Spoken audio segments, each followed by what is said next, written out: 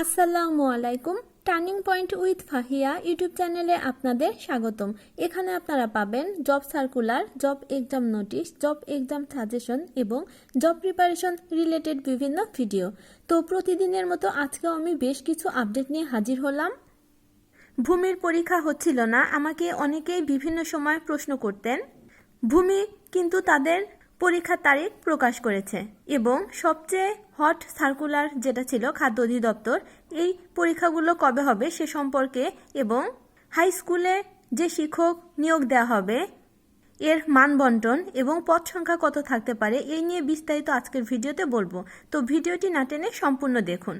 12 September কিন্তু ভূমি অধিদপ্তরের অফিস সহকারী কাম কম্পিউটার এই পদে যারা আবেদন করেছিলেন তাদের কিন্তু পরীক্ষার তারিখ প্রকাশ করেছে এবং খাদ্য অধিদপ্তরের নিয়োগ পরীক্ষা এই মাসের শেষে শুরু হওয়ার সম্ভাবনা আছে।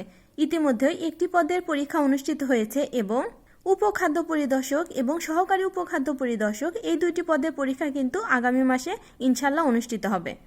আর কম্পিউটার অপারেটর মানে অফিস সহকারী কাম কম্পিউটার অপারেটর, এই যে কম্পিউটার রিলেটেড পোস্টগুলো এইগুলোর যে কোনো একটি পদের পরীক্ষা কিন্তু এই মাসের শেষে হওয়ার সম্ভাবনা আছে।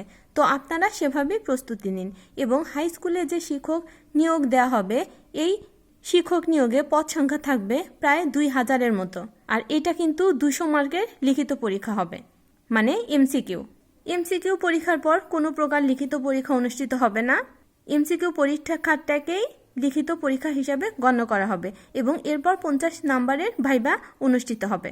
এর আগের ভিডিওতে আমি বলেছিলাম কত নাম্বারে কি পরীক্ষা অনুষ্ঠিত হবে এই নিয়ে জানতে পারলে আমি ভিডিও দিব। যেহেতু আমি এই নিয়ে জানতে পেরেছি এজন্যই আমি আজকের ভিডিওটি করছি।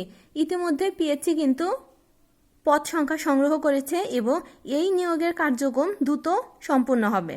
এই পরীক্ষায় সাধারণত বাংলায় 50, ইংরেজিতে 50, গণিতে 60 এবং সাধারণ জ্ঞানে 40 নাম্বার, এই মোট 200 নাম্বারের এমসিকিউ ভিত্তিতে লিখিত পরীক্ষা অনুষ্ঠিত হবে। আর ভাইবার জন্য 50 নাম্বার নির্ধারণ করা হয়েছে। এর ভিত্তিতে আপনারা 10ম গ্রেডের একটি চাকরি পেয়ে যেতে পারেন।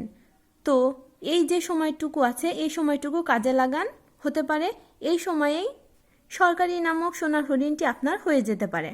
আমার ভিডিওটি দেখার জন্য ধন্যবাদ। আমার ভিডিওটি ভালো লাগলে আমার ভিডিওতে লাইক দিয়ে প্লিজ চ্যানেলটা সাবস্ক্রাইব করবেন এবং আমার ভিডিওটি আপনার ফ্রেন্ডসদের সাথেও শেয়ার করবেন যেন তারাও উপকৃত হতে পারে।